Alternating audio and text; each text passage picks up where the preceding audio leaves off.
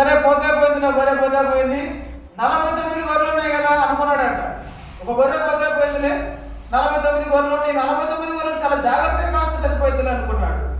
ఆ మరుసటి రోజు కూడా గొర్రెలు కొనుక్కొని అడిగికి వెళ్ళాడు. సాయంత్రం వరకు గొర్రెలను మేపుకొని తిరిగి వస్తుంటే మరలా గొర్రెలు లెక్క పెట్టాడంట.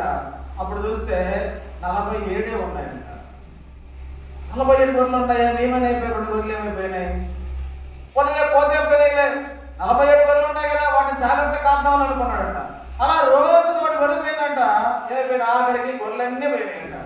ఒక చెట్టు కింద కూర్చొని ఏడుస్తా ఉన్నాడంట. అయ్యో 50 గొర్రెలు ఇచ్చినాను, నా గొర్రెలన్నీ పోయినాయి ఏడుస్తా ఉంటే ఆ మార్గంలో కాపరి పోతూ ఆయన ఏమైందని అడిగాడంట.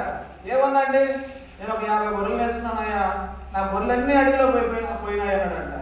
నేను కూడా గొర్రెల కాపరినే, మరి నేను నా గొర్రెలు చక్కగా కాస్తా ఉన్నాను, మరి నేను నష్టపడగల కారణం ఏమిటి, ఏం జరిగింది అడిగితే ఒకరోజు ఒక గొర్రె పోయింది.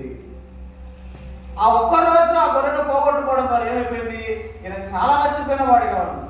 ఆ గొర్రె పోయినప్పుడు అది ఎందుకు పోయింది, ఎక్కడికి పోయింది అని ఆలోచించాల్సినటువంటి బాధ్యత ఎవరికి ఉంది? కాపరికి ఉంది.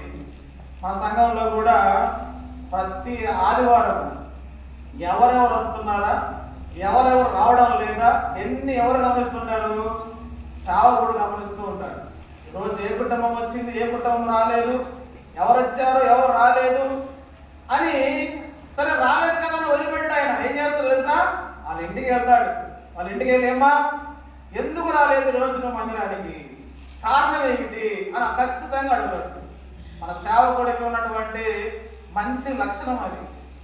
ఎవరు రాకపోయినా అందరినీ గమనిస్తారంటే మనం అనుకుంటాము, మనం గమనించలేము అనుకుంటాం, కానీ ఆయన అందరినీ గమనిస్తాడు. ఈ రోజు ఎవరెవరు వచ్చారు, ఎవరెవరు రాలేదు, రాని వాళ్ళందరినీ ఆయన ఒక సమయం చూసుకొని వాళ్ళ ఇంటికి వెళ్ళి ఆ కుటుంబాన్ని దర్శించి వారు మందిరానికి రాని కారణం ఏంటో కనుక్కొని వాళ్ళని ఇబ్బందులు ఉంటే వాటిని పరామర్శించే కోసం ప్రార్థన చేసి వాటిని మరలా తీసుకుని వస్తాడు. పోతే పోయిందని వదిలేడు ఎప్పుడు కూడా. కాపురి యొక్క లక్షణం కాదు అది.